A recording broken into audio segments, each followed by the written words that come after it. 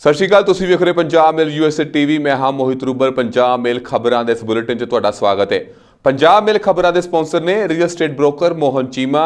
Real estate ਦੀ ਦੁਨੀਆ ਵਿੱਚ ਮੰਨਿਆ ਪਰਮੰਨਿਆ ਨਾਮ। ਤੇ ਹੁਣ ਪੇਸ਼ ਨੇ ਅੱਜ ਦੀਆਂ ਚੋਣਵੀਆਂ ਖਬਰਾਂ।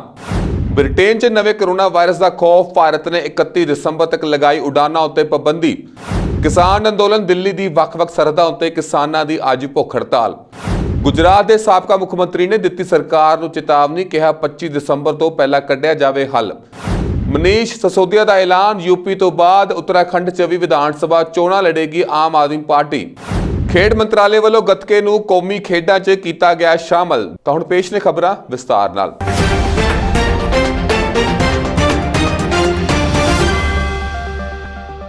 ਯੂਕੇ ਵਿੱਚ ਨਵੀਂ ਕਿਸਮ ਦੇ ਕਰੋਨਾ ਵਾਇਰਸ ਮਿਲਣ ਤੋਂ ਬਾਅਦ ਕੋਵਿਡ-19 ਦੀ ਸਥਿਤੀ ਨੂੰ ਲੈ ਕੇ ਚਿੰਤਾ ਵੱਧ ਗਈ ਹੈ। ਇਸ ਦੇ ਕਾਰਨ ਬਹੁਤ ਸਾਰੇ ਯੂਰੋਪੀਅਨ ਦੇਸ਼ਾਂ ਨੇ ਬ੍ਰਿਟੇਨ ਤੋਂ ਆਵਾਜਾਈ ਉੱਤੇ ਪਾਬੰਦੀ ਲਗਾ ਦਿੱਤੀ ਹੈ। ਇਸ ਕੜੀ ਵਿੱਚ ਭਾਰਤ ਸਰਕਾਰ ਨੇ ਵੀ 31 ਦਸੰਬਰ ਤੱਕ ਬ੍ਰਿਟੇਨ ਤੋਂ ਆਉਣ ਵਾਲੀਆਂ ਉਡਾਨਾਂ ਉੱਤੇ ਪਾਬੰਦੀ ਲਗਾ ਦਿੱਤੀ ਹੈ। ਉਡਾਨਾਂ ਉੱਤੇ ਪਾਬੰਦੀ ਅੱਜ ਰਾਤ 12 ਵਜੇ ਸ਼ੁਰੂ ਹੋਵੇਗੀ। ਉਸ ਤੋਂ ਪਹਿਲਾਂ ਆਉਣ ਵਾਲੀਆਂ ਉਡਾਨਾਂ ਦੇ ਹਰ ਯਾਤਰੀ ਲਈ RT-PCR ਟੈਸਟ ਲਾਜ਼ਮੀ ਕਰ ਦਿੱਤਾ ਗਿਆ। ਭਾਰਤ ਸਰਕਾਰ ਦੀ ਤਰਫੋਂ ਟਵੀਟ ਵੀ ਦੱਸਿਆ ਗਿਆ ਹੈ ਕਿ ਬ੍ਰਿਟੇਨ ਦੀ ਮੌਜੂਦਾ ਸਥਿਤੀ ਦੇ ਮੱਦੇਨਜ਼ਰ ਭਾਰਤ ਸਰਕਾਰ ਨੇ 31 ਦਸੰਬਰ 2020 ਤੱਕ ਬ੍ਰਿਟੇਨ ਤੋਂ ਭਾਰਤ ਲਈ ਸਾਰੀਆਂ ਉਡਾਨਾਂ ਮੁਅੱਤਲ ਕਰਨ ਦਾ ਫੈਸਲਾ ਕੀਤਾ ਹੈ। ਉਡਾਣ ਉੱਤੇ ਪਾਬੰਦੀ ਲਗਾਉਣ ਦੀ ਮੰਗ ਦਿੱਲੀ ਦੇ ਮੁੱਖ ਮੰਤਰੀ ਅਰਵਿੰਦ ਕੇਜਰੀਵਾਲ ਅਤੇ ਰਾਜਸਥਾਨ ਦੇ ਮੁੱਖ ਮੰਤਰੀ ਅਸ਼ੋਕ ਗਹਿਲੋਤ ਨੇ ਕੀਤੀ ਸੀ। ਕੇਜਰੀਵਾਲ ਨੇ ਅੱਜ ਟਵੀਟ ਕਰਕੇ ਲਿਖਿਆ ਕਿ ਯੂਨਾਈਟਿਡ ਕਿੰਗਡਮ ਵਿੱਚ ਕਰੋਨਾ ਦੇ ਨਵੇਂ ਰੂਪ ਨਾਲ ਹਲਚਲ ਹੈ ਅਤੇ ਇਹ ਇੱਕ ਸੁਪਰ ਸਪਰੈਡਰ ਦੀ ਤਰ੍ਹਾਂ ਕੰਮ ਕਰ ਰਿਹਾ ਹੈ। ਅਜਿਹੀ ਸਥਿਤੀ ਵਿੱਚ ਭਾਰਤ ਸਰਕਾਰ ਨੂੰ ਯੂਕੇ ਦੀਆਂ ਸਾਰੀਆਂ ਉਡਾਨਾਂ ਉੱਤੇ ਪਾਬੰਦੀ ਲਗਾਉਣੀ ਚਾਹੀਦੀ ਹੈ। ਇਸ ਦੇ ਨਾਲ ਹੀ ਰਾਜਸਥਾਨ ਦੇ ਮੁੱਖ ਮੰਤਰੀ ਅਸ਼ੋਕ ਗਹਿਲੋਤ ਨੇ ਵੀ ਆਪਣੇ ਟਵੀਟ ਵਿੱਚ ਲਿਖਿਆ ਹੈ ਕਿ ਯੂਨਾਈਟਿਡ ਕਿੰਗਡਮ ਵਿੱਚ ਕਰੋਨਾ ਦੇ ਨਵੇਂ ਰੂਪ ਦੀ ਖਬਰ ਚਿੰਤਾਜਨਕ ਹੈ। ਭਾਰਤ ਸਰਕਾਰ ਨੂੰ ਇਸ ਮਾਮਲੇ ਵਿੱਚ ਤੁਰੰਤ ਕਾਰਵਾਈ ਕਰਨੀ ਚਾਹੀਦੀ ਹੈ ਅਤੇ ਬ੍ਰਿਟੇਨ ਦੂਜੇ ਯੂਰੋਪੀਅਨ ਦੇਸ਼ਾਂ ਤੋਂ ਆਉਣ ਵਾਲੀਆਂ ਉਡਾਨਾਂ ਉੱਤੇ ਤੁਰੰਤ ਰੋਕ ਲਗਾਉਣੀ ਚਾਹੀਦੀ ਹੈ। ਖੇਤੀਬਾੜੀ ਕਾਨੂੰਨਾਂ ਦੇ ਵਿਰੋਧ ਵਿੱਚ ਸੋਨੀਪਤ ਹਰਿਆਣਾ ਅਤੇ ਕੁੰਡਲੀ ਬਾਰਡਰ ਉੱਤੇ ਚੱਲ ਰਹੇ ਧਰਨੇ ਵਿੱਚ ਸੋਮਵਾਰ ਨੂੰ ਉਸ ਸਮੇਂ ਸਨਸਨੀ ਫੈਲ ਗਈ ਜਦ ਇੱਕ ਬਜ਼ੁਰਗ ਕਿਸਾਨ ਨੇ ਜ਼ਹਿਰ ਖਾ ਲਿਆ।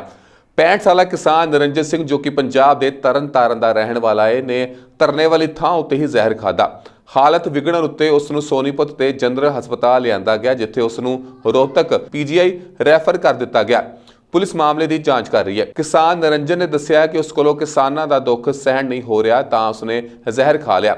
ਉਸ ਦਾ ਕਹਿਣਾ ਹੈ ਕਿ ਸਰਕਾਰ ਤਿੰਨੋਂ ਕਾਨੂੰਨਾਂ ਨੂੰ ਵਾਪਸ ਨਹੀਂ ਲੈ ਰਹੀ ਸੀ ਅਤੇ ਕੁਰਬਾਨੀ ਦੇਣ ਲਈ ਉਸਨੇ ਜ਼ਹਿਰ ਖਾ ਲਿਆ ਸੀ। ਫਿਲਹਾਲ ਕਿਸਾਨ ਦੀ ਹਾਲਤ ਨਾਜ਼ੁਕ ਹੈ ਜਿਸ ਨੂੰ ਡਾਕਟਰਾਂ ਨੇ ਰੋਹਤਕ PGI ਰੈਫਰ ਕਰ ਦਿੱਤਾ ਹੈ।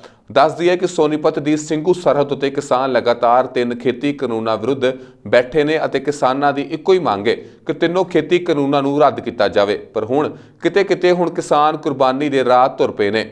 ਇਸ ਤੋਂ ਪਹਿਲਾਂ ਬੁੱਧਵਾਰ ਨੂੰ ਨਾਨਕਸਰ ਸਿੰਘਰਾ ਗੁਰਦੁਆਰੇ ਦੇ ਬਾਬਾ ਰਾਮ ਸਿੰਘ ਨੇ ਖੇਤੀ ਕਾਨੂੰਨਾਂ ਨੂੰ ਰੱਦ ਕਰਨ ਦੀ ਮੰਗ ਕਰਦਿਆਂ ਕੁੰਡਲੀ ਬਾਰਡਰ ਉੱਤੇ ਸਥਿਤ ਧਰਨੇ ਉੱਤੇ ਕਨਪੱਟੀ ਉੱਤੇ ਗੋਲੀ ਰੱਖ ਕੇ ਖੁਦਕੁਸ਼ੀ ਕਰ ਲਈ ਸੀ। ਉਹਨਾਂ ਕੋਲੋਂ ਇੱਕ ਸੁਸਾਈਡ ਨੋਟ ਵੀ ਮਿਲਿਆ ਸੀ ਜਿਸ ਵਿੱਚ ਉਹਨਾਂ ਨੇ ਲਿਖਿਆ ਸੀ ਕਿ ਕਿਸਾਨਾਂ ਦਾ ਦਰਦ ਨਹੀਂ ਦੇਖਿਆ ਜਾ ਰਿਹਾ। ਠੰਡ ਵਿੱਚ ਆਪਣੀਆਂ ਮੰਗਾਂ ਨੂੰ ਲੈ ਕੇ ਕਿਸਾਨ ਸੜਕ ਉੱਤੇ ਪਰੇਸ਼ਾਨ ਨੇ ਅਤੇ ਜਿਸ ਕਾਰਨ ਉਹਨਾਂ ਨੇ ਰੋਹ ਵਿੱਚ ਖੁਦਕੁਸ਼ੀ ਕਰ ਲਈ ਸੀ।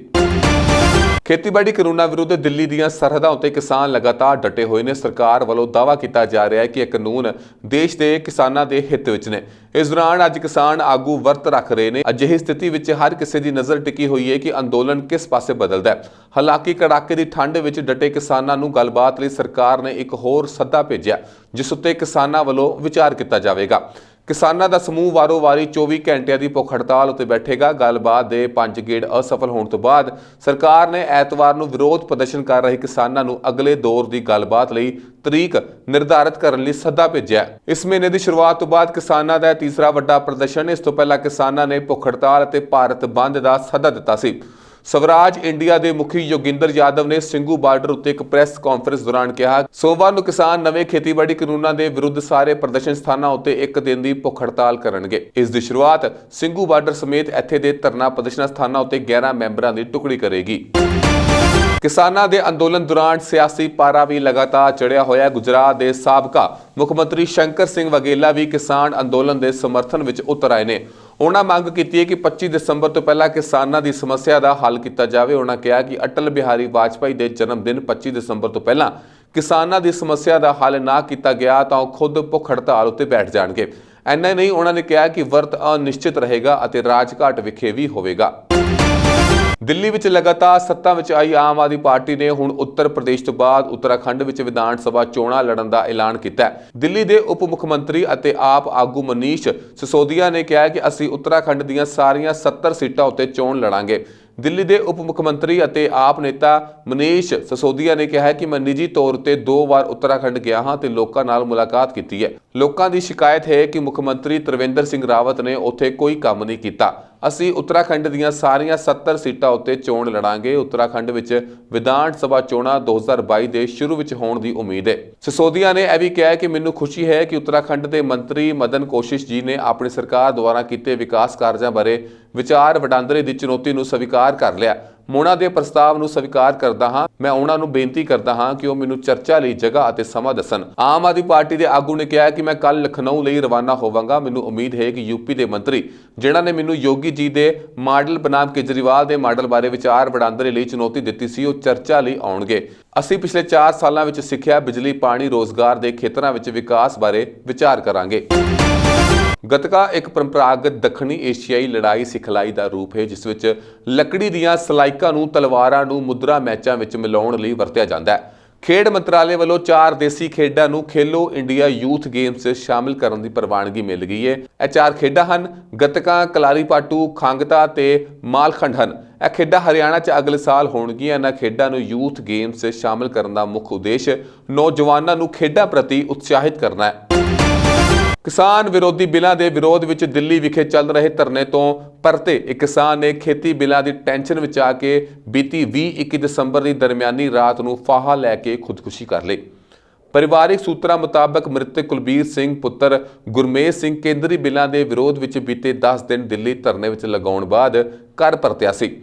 ਜ਼ਿਲ੍ਹਾ ਫਿਰੋਜ਼ਪੁਰ ਦੇ ਪਿੰਡ ਕਰੀ ਕਲਾ ਨਿਵਾਸੀ ਕੁਲਬੀਰ ਸਿੰਘ ਪੁੱਤਰ ਗੁਰਮੇਜ ਸਿੰਘ ਉਮਰ ਕਰੀਬ 50 ਸਾਲ ਕੇਂਦਰ ਸਰਕਾਰ ਵੱਲੋਂ ਪਾਸ ਕੀਤੇ ਖੇਤੀ ਬਿੱਲਾਂ ਦੇ ਵਿਰੋਧ ਵਿੱਚ ਚੱਲ ਰਹੇ ਮੋਰਚੇ ਵਿੱਚ ਸ਼ਾਮਲ ਹੋਇਆ ਸੀ ਅਤੇ ਅਕਸਰ ਹੀ ਦੁਖੀ ਰਹਿੰਦਾ ਸੀ।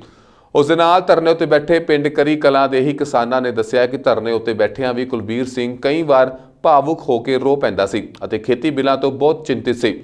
ਬੀਤੀ ਸ਼ਾਮ ਦਿੱਲੀ ਧਰਨੇ ਤੋਂ ਪਰਤਣ ਉਪਰੰਤ ਉਹ ਪਿੰਡ ਦੇ ਜਿੰਨੇ ਵੀ ਵਿਅਕਤੀਆਂ ਨੂੰ ਮਿਲਿਆ ਤਾਂ ਇਹੀ ਕਹਿ ਰਿਹਾ ਸੀ ਕਿ ਕੇਂਦਰ ਸਰਕਾਰ ਖਿਲਾਫ ਭਾਵੇਂ ਧਰਨਾ ਤਾਂ ਬੜੇ ਵੱਡੇ ਪੱਧਰ ਉੱਤੇ ਜਾਰੀ ਹੈ ਪਰ ਕੇਂਦਰ ਸਰਕਾਰ ਉੱਤੇ ਇਸ ਦਾ ਅਸਰ ਨਹੀਂ ਹੋ ਰਿਹਾ। ਉਹਨਾਂ ਦੱਸਿਆ ਕਿ ਕੁਲਵੀਰ ਸਿੰਘ ਵਾਰ-ਵਾਰ ਇੱਕੋ ਗੱਲ ਕਹੀ ਜਾ ਰਿਹਾ ਸੀ ਕਿ ਜੇ ਫਸਲਾਂ ਦੇ ਮੁੱਲ ਨਾ ਮਿਲੇ ਤਾਂ ਕਿਸ ਤਰ੍ਹਾਂ ਗੁਜ਼ਾਰਾ ਕਰਾਂਗੇ। ਕੁਲਬੀਰ ਦੇ ਰਿਸ਼ਤੇਦਾਰਾਂ ਨੇ ਦੱਸਿਆ ਕਿ ਉਸ ਦਾ ਪੁੱਤਰ ਵਿਆਹਿਆ ਹੋਇਆ ਹੈ ਤੇ ਇੱਕ ਪੋਤਾ ਵੀ ਹੈ। ਇੱਕ ਪਾਸੇ ਦੁਨੀਆ ਕਰੋਨਾ ਵੈਕਸੀਨ ਦੀ ਉਡੀਕ ਕਰ ਰਹੀ ਹੈ ਪਰ ਮਹਾਮਾਰੀ ਦਾ ਖਤਰਾ ਅਜੇ ਵੀ ਘੱਟ ਨਹੀਂ ਹੋ ਰਿਹਾ। ਬ੍ਰਿਟੇਨ 'ਚ ਵੈਕਸੀਨੇਸ਼ਨ ਸ਼ੁਰੂ ਹੋਣ ਦੇ ਬਾਵਜੂਦ ਵਾਇਰਸ ਵਿੱਚ ਮਿਊਟੇਸ਼ਨ ਦੀ ਗੱਲ ਸਾਹਮਣੇ ਆਈ ਹੈ। ਇਸ ਨੂੰ ਦੇਖਦੇ ਹੋਏ ਸਾਊਦੀ ਅਰਬ ਸਰਕਾਰ ਨੇ ਇੰਟਰਨੈਸ਼ਨਲ ਫਲਾਈਟਸ ਉੱਤੇ 1 ਹਫ਼ਤੇ ਦੀ ਰੋਕ ਲਗਾ ਦਿੱਤੀ ਹੈ। ਸਾਊਦੀ ਨੇ ਆਪਣੇ ਬਾਰਡਰ ਵੀ ਸੀਲ ਕਰ ਦਿੱਤੇ ਨੇ। ਸਰਕਾਰ ਵੱਲੋਂ ਕਿਹਾ ਗਿਆ ਹੈ ਕਿ ਜੋ ਲੋਕ ਯੂਰਪੀ ਦੇਸ਼ਾਂ ਤੋਂ ਸਾਊਦੀ ਅਰਬ ਆਏ ਨੇ ਉਹਨਾਂ ਨੂੰ 2 ਹਫ਼ਤਿਆਂ ਦੇ ਲਈ ਸੈਲਫ ਆਈਸੋਲੇਸ਼ਨ 'ਚ ਰਹਿਣਾ ਪਵੇਗਾ। ਦੂਜੇ ਪਾਸੇ ਜੋ ਲੋਕ 3 ਮਹੀਨਿਆਂ 'ਚ ਯੂਰਪ ਜਾਂ ਨਵੇਂ ਕਰੋਨਾ ਸਟ੍ਰੋਨ ਵਾਲੇ ਖੇਤਰਾਂ 'ਚੋਂ ਆਏ ਹਨ ਉਹਨਾਂ ਨੂੰ ਕਰੋਨਾ ਟੈਸਟ ਕਰਵਾਉਣਾ ਪਏਗਾ। ਇਸ ਦੌਰਾਨ ਤੁਰਕੀ ਨੇ ਵੀ ਬ੍ਰਿਟੇਨ, ਡੈਨਮਾਰਕ, ਸਾਊਥ ਅਫਰੀਕਾ ਅਤੇ ਨੀਦਰਲੈਂਡ ਤੋਂ ਆਉਣ ਵਾਲੀਆਂ ਫਲਾਈਟਸ ਉੱਤੇ ਅਸਥਾਈ ਰੋਕ ਲਗਾ ਦਿੱਤੀ ਹੈ। ਦੁਨੀਆ 'ਚ ਕਰੋਨਾ ਦੇ 7,72,21,359 ਮਾਮਲੇ ਸਾਹਮਣੇ ਆ ਚੁੱਕੇ ਨੇ। ਚੰਗੀ ਗੱਲ ਹੈ ਕਿ 5,41,27,483 ਲੋਕ ਠੀਕ ਵੀ ਹੋ ਚੁੱਕੇ ਨੇ। ਹੁਣ ਤੱਕ ਮਹਾਮਾਰੀ ਨਾਲ 17 ਲੱਖ ਤੋਂ ਵੱਧ ਲੋਕਾਂ ਦੀ ਮੌਤ ਹੋ ਚੁੱਕੀ ਹੈ। ਵਾਇਰਸ ਵਿੱਚ ਲਗਾਤਾਰ ਵਾਧਾ ਹੁੰਦਾ ਜਾ ਰਿਹਾ, ਭਾਵ ਇਸ ਦੇ ਗੁਣ ਬਦਲਦੇ ਰਹਿੰਦੇ ਨੇ। ਮਿਊਟੇਸ਼ਨ ਹੋਣ ਨਾਲ ਜ਼ਿਆਦਾ ਵੇਰੀਐਂਟ ਖੁਦ ਹੀ ਖਤਮ ਹੋ ਜਾਂਦੇ ਨੇ ਪਰ ਕਦੇ-ਕਦੇ ਇਹ ਪਹਿਲਾਂ ਤੋਂ ਵੀ ਕਈ ਗੁਣਾ ਜ਼ਿਆਦਾ ਮਜ਼ਬੂਤ ਅਤੇ ਖਤਰਨਾਕ ਹੋ ਜਾਂਦਾ ਹੈ। ਅਮਰੀਕਾ ਵਿੱਚ ਕਰੋਨਾ ਵੈਕਸੀਨ ਲਗਾਉਣ ਦਾ ਕੰਮ ਸ਼ੁਰੂ ਹੋ ਚੁੱਕਿਆ ਹੈ। ਰੋਗ ਨਿਯੰਤਰਣ ਅਤੇ ਰੋਕਥਾਮ ਕੇਂਦਰ ਅਨੁਸਾਰ ਹੁਣ ਤੱਕ 5,56,000 ਅਮਰੀਕੀਆਂ ਨੂੰ ਕਰੋਨਾ ਵੈਕਸੀਨ ਲਗਾਈ ਜਾ ਚੁੱਕੀ ਹੈ। ਵੈਕਸੀਨ ਲਗਾਉਣ ਵਾਲਿਆਂ ਵਿੱਚ ਉਪ ਰਾਸ਼ਟਰਪਤੀ Mike Pence, house speaker Nancy Pelosi, senate majority leader Mitch McConnell ਸ਼ਾਮਿਲ ਹਨ। ਰਾਸ਼ਟਰਪਤੀ ਚੁਣੇ ਗਏ ਜੋ ਬਾਈਡਨ ਵੀ ਸੋਮਵਾਰ ਨੂੰ ਟੀਕਾ ਲਗਾਉਣ ਜਾ ਰਹੇ ਨੇ। ਹੁਣ ਤੱਕ ਮੌਜੂਦਾ ਰਾਸ਼ਟਰਪਤੀ ਡੋਨਲਡ ਟਰੰਪ ਨੇ ਕਰੋਨਾ ਵੈਕਸੀਨ ਦਾ ਟੀਕਾ ਨਹੀਂ ਲਗਾਇਆ। ਇਸ ਵਿਚਾਲੇ ਕਰੋਨਾ ਤੋਂ ਬਣੀ ਮਾਹਿਰ ਕਮੇਟੀ ਨੇ ਫੈਸਲਾ ਲਿਆ ਹੈ ਕਿ ਹੁਣ 75 ਸਾਲ ਤੋਂ ਵੱਧ ਉਮਰ ਦੇ ਲੋਕਾਂ ਅਤੇ ਜ਼ਰੂਰੀ ਸੇਵਾਵਾਂ ਵਿੱਚ ਲੱਗੇ ਹੋਏ ਸੇਵਾ ਕਰਮਚਾਰੀ ਜਿਵੇਂ ਕਿ ਅੱਗ ਬੁਝਾਊ ਕਰਮਚਾਰੀਆਂ, ਅਧਿਆਪਕਾਂ ਅਤੇ ਗਰੋਸਰੀ ਸਟੋਰੀ ਵਰਕਰਾਂ ਨੂੰ ਦੂਜੇ ਵੈਕਸੀਨ ਪ੍ਰੋਗਰਾਮ ਦੇ ਤਹਿਤ ਟੀਕਾ ਲਗਵਾਇਆ ਜਾਵੇਗਾ। ਫਿਲਹਾਲ ਕਰੋਨਾ ਵਾਰੀਅਰਸ ਨੂੰ ਖੁਰਾਕ ਦਿੱਤੀ ਜਾ ਰਹੀ ਹੈ। ਦਰਅਸਲ ਅਮਰੀਕੀ ਫੂਡ ਐਂਡ ਡਰੱਗ ਐਡਮਿਨਿਸਟ੍ਰੇਸ਼ਨ ਨੇ ਫਾਈਜ਼ਰ ਤੋਂ ਬਾਅਦ ਮਾਡਰਨਾ ਦੀ ਵੈਕਸੀਨ ਦੀ ਐਮਰਜੈਂਸੀ ਵਰਤੋਂ ਨੂੰ ਮਨਜ਼ੂਰੀ ਦੇ ਦਿੱਤੀ ਹੈ। ਮੋਡਰਨਾ ਦੀ ਵੈਕਸੀਨ ਅੱਜ ਤੋਂ ਲੱਗਣੀ ਸ਼ੁਰੂ ਹੋ ਜਾਵੇਗੀ। ਇਸ ਦੇ ਲਈ ਮਾਹਰ ਕਮੇਟੀ ਨੇ ਮਾਪਦੰਡ ਤੈਅ ਕਰ ਦਿੱਤੇ ਗਏ ਨੇ। ਫੈਡਰਲ ਸਰਕਾਰ ਦੀ ਵੈਕਸੀਨ ਦੀ ਵੰਡ ਤੇ ਯਤਨਾਂ ਦੇ ਮੁੱਖ ਵਿਗਿਆਨ ਸਲਾਹਕਾਰ ਡਾਕਟਰ ਮੈਨਸਿਪ ਸਲੋਈ ਨੇ ਕਿਹਾ ਕਿ ਸੋਮਵਾਰ ਨੂੰ ਤਕਰੀਬਨ 8 ਮਿਲੀਅਨ ਖੁਰਾਕ ਸੋਮਵਾਰ ਨੂੰ ਵੰਡੀ ਜਾਵੇਗੀ, ਜਿਸ ਵਿੱਚ ਤਕਰੀਬਨ 5.9 ਮਿਲੀਅਨ ਮਾਡਰਨਾ ਵੈਕਸੀਨ ਅਤੇ ਫਾਈਜ਼ਰ ਦੀਆਂ 2 ਮਿਲੀਅਨ ਵੈਕਸੀਨ ਸ਼ਾਮਿਲ ਹੋਣਗੀਆਂ। ਦੱਸ ਦਈਏ ਕਿ ਮਾਡਰਨਾ ਦੂਜੀ ਕੰਪਨੀ ਹੈ ਜਿਸ ਦੀ ਵੈਕਸੀਨ ਦੇ ਟੀਕੇ ਸੋਮਵਾਰ ਤੋਂ ਅਮਰੀਕੀ ਲੋਕਾਂ ਨੂੰ ਦੇਣਾ ਸ਼ੁਰੂ ਹੋ ਜਾਵੇਗਾ। ਅਮਰੀਕੀ center for disease control and prevention center ਦੇ ਸਲਾਹਕਾਰ ਪੈਨਲ ਨੇ 18 ਸਾਲ ਜਾਂ ਇਸ ਤੋਂ ਵੱਧ ਉਮਰ ਦੇ ਲੋਕਾਂ ਨੂੰ ਮਾਡਰਨਾ ਦੀ ਵੈਕਸੀਨ ਦੇ ਟੀਕੇ ਲਗਾਉਣ ਦੀ ਆਗਿਆ ਦਿੱਤੀ ਹੈ। ਕੋਰੋਨਾ ਦੇ ਮਾਮਲੇ ਵਧਣ ਦੇ ਨਾਲ ਓਨਟਾਰੀਓ ਵਿੱਚ ਪਾਬੰਦੀਆਂ ਵੀ ਵਧੀਆਂ ਜਾ ਰਹੀਆਂ ਨੇ। ਲੋਕਾਂ ਵੱਲੋਂ ਇਹਨਾਂ ਪਾਬੰਦੀਆਂ ਦੀ ਉਲੰਘਣਾ ਕੀਤੀ ਜਾ ਰਹੀ ਹੈ, ਜਿਸ ਕਾਰਨ ਕੋਰੋਨਾ ਦੇ ਮਾਮਲੇ ਘਟ ਨਹੀਂ ਰਹੇ। ਓਨਟਾਰੀਓ ਦੇ 5 ਖੇਤਰਾਂ ਵਿੱਚ ਕੋਰੋਨਾ ਕਾਰਨ ਪਾਬੰਦੀਆਂ ਹੋਰ ਸਖਤ ਹੋਣ ਜਾ ਰਹੀਆਂ ਨੇ। ਇਸ ਵਿੱਚ ਹੈਮਿਲਟਨ ਵੀ ਸ਼ਾਮਿਲ ਹੈ ਕਿਉਂਕਿ ਇੱਥੇ ਕੋਰੋਨਾ ਦੇ ਮਾਮਲੇ ਲਗਾਤਾਰ ਵਧਦੇ ਜਾ ਰਹੇ ਨੇ। ਸੂਬਾ ਸਰਕਾਰ ਨੇ ਘੋਸ਼ਣਾ ਕੀਤੀ ਹੈ ਕਿ ਟੋਰਾਂਟੋ ਤੋਂ ਪੀਲ ਰੀਜਨ ਵਿੱਚ 4 ਜਨਵਰੀ ਤੱਕ ਤਾਲਾਬੰਦੀ ਜਾਰੀ ਰਹੇਗੀ। ਦੱਸ ਦਈਏ ਕਿ ਇੱਥੇ ਸੋਮਵਾਰ ਤੋਂ ਤਾਲਾਬੰਦੀ ਦੀ ਮਿਆਦ ਖਤਮ ਹੋਣ ਜਾ ਰਹੀ ਸੀ। ਲੋਕਾਂ ਨੂੰ ਲੱਗਦਾ ਸੀ ਕਿ ਉਹ ਕ੍ਰਿਸਮਸ ਮੌਕੇ ਪਾਰਟੀਆਂ ਕਰ ਸਕਣਗੇ, ਪਰ ਸਰਕਾਰ ਨੇ ਕੋਰੋਨਾ ਦੇ ਮਾਮਲਿਆਂ ਨੂੰ ਦੇਖਦਿਆਂ ਤਾਲਾਬੰਦੀ ਨੂੰ ਅੱਗੇ ਵਧਾ ਦਿੱਤਾ ਹੈ। ਸਾਰੇ ਗੈਰ ਜ਼ਰੂਰੀ ਕੰਮਾਂ ਵਾਲੇ ਅਦਾਰੇ ਤੇ ਦੁਕਾਨਾਂ ਨੂੰ ਬੰਦ ਰੱਖਣ ਦਾ ਫੈਸਲਾ ਲਿਆ ਗਿਆ। ਹੈਮਿਲਟਨ ਵਿੱਚ ਤਾਲਾਬੰਦੀ ਰਹੇਗੀ। ਇਸ ਦੇ ਨਾਲ ਹੀ ਬ੍ਰੈਂਟ ਕਾਉਂਟੀ ਹੈਲਥ ਯੂਨਿਟ ਅਤੇ ਨਿਆਗਰੀ ਰੀਜਨ ਵਿੱਚ ਰੈੱਡ ਜ਼ੋਨ ਜਾਰੀ ਰਹੇਗਾ। ਆਸਟ੍ਰੇਲੀਆ ਵਿੱਚ ਕੀਤੇ ਗਏ ਸਰਵੇਖਣ ਵਿੱਚ ਸਾਹਮਣੇ ਆਇਆ ਹੈ ਕਿ ਦੇਸ਼ ਦੇ ਜ਼ਿਆਦਾਤਰ ਲੋਕ ਕੋਰੋਨਾ ਵਾਇਰਸ ਦਾ ਟੀਕਾ ਜਲਦੀ ਪ੍ਰਾਪਤ ਕਰਨ ਲਈ ਭੁਗਤਾਨ ਕਰਨ ਲਈ ਤਿਆਰ ਨੇ। ਅੰਤਰਰਾਸ਼ਟਰੀ ਸਰਵੇਖਣ ਜੋ ਕਿ ਆਸਟ੍ਰੇਲੀਅਨ ਸਲਾਹਕਾਰ ਫਰਮ CT ਸਮੂਹ ਦੁਆਰਾ ਕੀਤਾ ਗਿਆ ਵਿੱਚ ਪਾਇਆ ਗਿਆ ਕਿ 72% ਆਸਟ੍ਰੇਲੀਆਈ 57% ਅਮਰੀਕਾ ਦੇ ਮੁਕਾਬਲੇ ਟੀਕੇ ਲਗਾਉਣ ਲਈ ਤਿਆਰ ਸਨ। 12% ਆਸਟ੍ਰੇਲੀਆਈ ਲੋਕਾਂ ਨੇ ਕਿਹਾ ਕਿ ਉਹ ਕਿਸੇ ਵੀ ਕੀਮਤ ਉੱਤੇ ਜਲਦੀ ਟੀਕਾ ਲਗਾਉਣ ਦਾ ਭੁਗਤਾਨ ਕਰਨਗੇ ਅਤੇ 43% ਨੇ ਕਿਹਾ ਕਿ ਉਹ ਘੱਟ ਸਮੇਂ ਵਿੱਚ ਟੀਕਾ ਪ੍ਰਾਪਤ ਕਰਨ ਲਈ 170 ਆਸਟ੍ਰੇਲੀਆਈ ਡਾਲਰ ਤੱਕ ਦਾ ਭੁਗਤਾਨ ਕਰਨਗੇ। ਆਸਟ੍ਰੇਲੀਆਈ ਸਰਕਾਰ ਨੇ ਵਾਰ-ਵਾਰ ਕਿਹਾ ਹੈ ਕਿ ਇਹ ਟੀਕਾ ਮੁਫਤ ਪ੍ਰਦਾਨ ਕੀਤਾ ਜਾਵੇਗਾ ਤੇ ਮਾਰਚ 2021 ਤੋਂ ਬਜ਼ੁਰਗ, ਕਮਜ਼ੋਰ ਤੇ ਸਿਹਤ ਸੰਭਾਲ ਕਰਮਚਾਰੀਆਂ ਨੂੰ ਪਹਿਲ ਦੇ ਤੌਰ ਤੇ ਪੜਾਅ ਵਿੱਚ ਤਰਜੀਹ ਦਿੱਤੀ ਜਾਵੇਗੀ। ਇਸ ਸਰਵੇਖਣ ਵਿੱਚ ਅੱਧੇ ਤੋਂ ਵੱਧ ਆਸਟ੍ਰੇਲੀਆਈ ਜਵਾਬ ਦੇਣ ਵਾਲਿਆਂ ਨੇ ਕਿਹਾ ਹੈ ਕਿ ਇਹ ਟੀਕਾ 40% ਦੇ ਮੁਕਾਬਲੇ ਵਿਕਲਪਿਕ ਹੋਣਾ ਚਾਹੀਦਾ ਹੈ। ਸਿਰਫ 43% ਆਸਟ੍ਰੇਲੀਆਈ ਲੋਕਾਂ ਨੇ ਕਿਹਾ ਹੈ ਕਿ ਉਹ ਕੋਵਿਡ-19 ਦੀਆਂ ਹੋਰ ਲਾਗਾਂ ਦੀ ਉਮੀਦ ਕਰਦੇ ਹਨ, ਜੋ ਕਿ ਅਮਰੀਕਾ ਵਿੱਚ 75% ਅਤੇ ਬ੍ਰਿਟੇਨ ਵਿੱਚ 73% ਹੈ। ਸਿਟੀ ਗਰੁੱਪ ਦੇ ਆਸਟ੍ਰੇਲੀਆਈ ਖੋਜ ਅਤੇ ਮੁਹਿੰਮਾਂ ਦੇ ਕਾਰੋਬਾਰ ਦੀ ਮੈਨੇਜਿੰਗ ਡਾਇਰੈਕਟਰ ਕੈਥਰੀਨ ਡਗਲਸ ਨੇ ਸੋਮਵਾਰ ਨੂੰ ਕਿਹਾ ਕਿ ਆਸਟ੍ਰੇਲੀਆਈ ਲੋਕਾਂ ਨੇ ਆਪਣੇ ਆਪ ਨੂੰ ਮਹਾਮਾਰੀ ਦੇ ਦੌਰਾਨ ਮਿਲ ਕੇ ਕੰਮ ਕਰਨ ਦੇ ਯੋਗ ਦਿਖਾਇਆ ਹੈ। ਉਹ ਸਾਵਧਾਨੀ ਨਾਲ ਟੀਕੇ ਦੇ ਸਮਰਥਕ ਹਨ ਅਤੇ ਸਿਰਫ ਇਹ ਯਕੀਨੀ ਬਣਾਉਣਾ ਚਾਹੁੰਦੇ ਨੇ ਕਿ ਇਸ ਨੂੰ ਲੈਣ ਤੋਂ ਪਹਿਲਾਂ ਉਹ ਸੁਰੱਖਿਅਤ ਅਤੇ ਪ੍ਰਭਾਵਸ਼ਾਲੀ ਹੋਵੇ। ਅਮਰੀਕੀ ਪੱਤਰਕਾਰ ਡੈਨੀਅਲ ਪਰਲ ਦੇ ਵਕੀਲਾਂ ਦੀ ਅਗਵਾਈ ਕਰ ਰਹੇ ਇੱਕ ਵਕੀਲ ਨੇ ਪੱਤਰਕਾਰ ਦੀ ਹੱਤਿਆ ਮਾਮਲੇ ਵਿੱਚ ਮੁੱਖ ਦੋਸ਼ੀ ਦਾ ਹੱਥ ਨਾਲ ਲਿਖਿਆ ਇੱਕ ਪੱਤਰ ਪਾਕਿਸਤਾਨ ਦੀ ਸੁਪਰੀਮ ਕੋਰਟ ਵਿੱਚ ਪੇਸ਼ ਕੀਤਾ, ਜਿਸ ਵਿੱਚ ਉਸਨੇ ਦਾਅਵਾ ਕੀਤਾ ਹੈ ਕਿ ਉਹ ਇੱਕ ਬਲੀ ਦਾ ਬੱਕਰਾ ਸੀ ਜਿਸ ਨੂੰ ਅਮਰੀਕਾ ਦੇ ਦਬਾਅ ਵਿੱਚ ਗ੍ਰਿਫਤਾਰ ਕੀਤਾ ਗਿਆ ਸੀ, ਜਦਕਿ ਅਸਲੀ ਸਾਜ਼ਿਸ਼ਕਰਤਾ ਕਰਾਚੀ ਦਾ ਰਹਿਣ ਵਾਲਾ ਇੱਕ ਅੱਤਵਾਦੀ ਹੈ। ਦੀ ਵਾਲ ਸਟਰੀਟ ਜਰਨਲ ਦੇ ਦੱਖਣ ਏਸ਼ੀਆ ਬਿਊਰੋ ਪ੍ਰਮੁੱਖ ਪਰਲ ਦਾ 2002 ਵਿੱਚ ਪਾਕਿਸਤਾਨ 'ਚ ਉਸ ਸਮੇਂ ਅਗਵਾ ਕਰਕੇ ਸਿਰ ਕਲਮ ਕਰ ਦਿੱਤਾ ਗਿਆ ਸੀ ਜਦੋਂ ਉਹ ਪਾਕਿਸਤਾਨ ਦੀ ਖੂਫੀਆ ਏਜੰਸੀ ISI ਅਤੇ ਅਲ-ਕਾਇਦਾ ਵਿਚਾਲੇ ਸਬੰਧਾਂ ਉੱਤੇ ਇੱਕ ਸਟੋਰੀ ਉੱਤੇ ਕੰਮ ਕਰ ਰਿਹਾ ਸੀ। ਬ੍ਰਿਟੇਨ 'ਚ ਜੰਮੇ ਅਲ-ਕਾਇਦਾ ਨੇਤਾ ਅਹਿਮਦ ਉਮਰ ਸਈਦ ਸ਼ੇਖ ਅਤੇ ਉਸ ਦੇ 3 ਸਾਥੀਆਂ ਨੂੰ ਪਰਲ ਦੇ ਅਗਵਾ ਅਤੇ ਹੱਤਿਆ ਦੇ ਮਾਮਲੇ ਵਿੱਚ ਦੋਸ਼ੀ ਰੋਕਿਆ ਗਿਆ ਸੀ ਅਤੇ ਸਜ਼ਾ ਸੁਣਾਈ ਗਈ ਸੀ। ਅਪ੍ਰੈਲ 'ਚ ਉਸ ਨੂੰ ਉੱਚ ਅਦਾਲਤ ਵੱਲੋਂ ਦੇਸ਼ ਮੁਕਤ ਕਰ ਦਿੱਤਾ ਗਿਆ ਅਤੇ ਉਸ ਦੀ ਦੋਸ਼ ਮੁਕਤੀ ਖਿਲਾਫ ਅਪੀਲ ਉੱਤੇ ਉੱਚ ਅਦਾਲਤ 'ਚ ਸੁਣਵਾਈ ਕੀਤੀ ਜਾ ਰਹੀ ਹੈ। ਐਕਸਪ੍ਰੈਸ ਟ੍ਰਿਬਿਊਨ ਦੀ ਐਤਵਾਰ ਦੀ ਖਬਰ ਅਨੁਸਾਰ ਪਰਲ ਦੇ ਮਾਤਾ-ਪਿਤਾ ਦੇ ਵਕੀਲ ਫੈਜ਼ਲ ਸਦੀਕੀ ਨੇ ਉੱਚ ਅਦਾਲਤ 'ਚ ਇੱਕ ਹੱਥੀਂ ਲਿਖਿਆ ਪੱਤਰ ਪੇਸ਼ ਕੀਤਾ ਜਿਸ ਵਿੱਚ ਸ਼ੇਖ ਨੇ ਦਾਅਵਾ ਕੀਤਾ ਕਿ ਅਸਲੀ ਅਪਰਾਧੀ ਕਰਾਚੀ ਦਾ ਅੱਤਵਾਦੀ ਅਤਾਉਰ ਰਹਿਮਾਨ ਹੈ। ਸਦੀਕੀ ਨੇ ਸੁਪਰੀਮ ਕੋਰਟ ਨੂੰ ਦੱਸਿਆ ਕਿ ਇਹ ਪੱਤਰ 19 ਜੁਲਾਈ 2019 ਨੂੰ ਉੱਚ ਅਦਾਲਤ ਦੇ ਸਾਹਮਣੇ ਪੇਸ਼ ਕੀਤਾ ਗਿਆ ਸੀ। ਪੱਤਰ ਵਿੱਚ ਸ਼ੇਖ ਨੇ ਦਾਅਵਾ ਕੀਤਾ ਹੈ ਕਿ ਉਹ ਇੱਕ ਕੁਰਬਾਨੀ ਦਾ ਬੱਕਰਾ ਸੀ ਜਿਸ ਨੂੰ ਅਮਰੀਕੀ ਦਬਾਅ ਵਿੱਚ ਗ੍ਰਿਫਤਾਰ ਕੀਤਾ ਗਿਆ ਤੇ ਅਸਲੀ ਅਪਰਾਧੀ ਰਹਿਮਾਨ ਹੈ।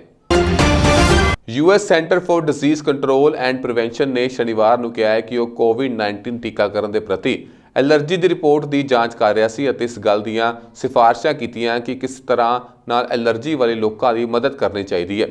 ਏਜੰਸੀ ਨੇ ਕਿਹਾ ਹੈ ਕਿ ਜੇ ਕਿਸੇ ਨੂੰ ਕੋਵਿਡ-19 ਵੈਕਸੀਨ ਦੇ ਗੰਭੀਰ ਰਿਐਕਸ਼ਨ ਹੋਏ ਨੇ ਤਾਂ ਉਸ ਨੂੰ ਦੂਜੀ ਖੁਰਾਕ ਨਹੀਂ ਦਿੱਤੀ ਜਾਣੀ ਚਾਹੀਦੀ।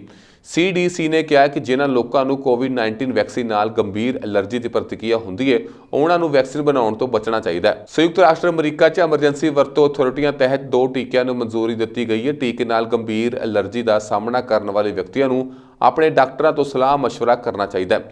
CDC ਨੇ ਕਿਹਾ ਕਿ ਲੋਕਾਂ ਨੂੰ ਭੋਜਨ, ਪਾਲਤੂ ਜਾਨਵਰ, ਲੈਟੈਕਸ ਜਾਂ ਵਾਤਾਵਰਣ ਦੀ ਸਥਿਤੀ ਦੇ ਨਾਲ-ਨਾਲ ਦਵਾਈ ਨਾਲ ਗੰਭੀਰ ਐਲਰਜੀ ਪ੍ਰਤੀਕਿਰਿਆ ਦੇ ਪਰਿਵਾਰਕ ਇਤਿਹਾਸ ਵਾਲੇ ਲੋਕਾਂ ਨੂੰ ਅਜੇ ਵੀ ਟੀਕਾ ਲਾਇਆ ਜਾ ਸਕਦਾ ਹੈ। ਸਕਾਟਲੈਂਡ ਵਿੱਚ ਐਲੈਗਜ਼ੈਂਡਰੀਆ ਦੇ ਵਿਅਕਤੀ ਨੂੰ ਇੱਕ ਬੀਬੀ ਅਤੇ ਉਸਦੇ 3 ਬੱਚਿਆਂ ਨੂੰ ਡੁੱਬਣ ਤੋਂ ਬਚਾਉਣ ਲਈ ਬਹਾਦਰੀ ਪੁਰਸਕਾਰ ਦਿੱਤਾ ਗਿਆ। 32 ਸਾਲਾ ਜੋਹਨ ਹਾਗੀ ਨੇ ਆਪਣੀ ਜਾਨ ਦੀ ਪਰਵਾਹ ਨਾ ਕਰਦਿਆਂ ਹੋਇਆ ਅਗਸਤ ਮਹੀਨੇ ਵਿੱਚ ਮਲੈਗ ਨੇੜੇ ਇੱਕ ਸਮੁੰਦਰੀ ਕੰਢੇ ਉੱਤੇ ਇਸ ਪਰਿਵਾਰ ਨੂੰ ਸਮੁੰਦਰ ਵਿੱਚ ਡੁੱਬਣ ਤੋਂ ਬਚਾਇਆ ਸੀ। ਇਹ ਸਨ ਅੱਜ ਦੀਆਂ ਖਾਸ ਖਬਰਾਂ। ਦੇਸ਼ ਵਿਦੇਸ਼ ਦੀਆਂ ਹੋਰ ਖਬਰਾਂ ਲਈ ਤੁਸੀਂ ਵੇਖਦੇ ਰਹੋ ਪੰਜਾਬ ਮਿਲ USA TV। ਧੰਨਵਾਦ।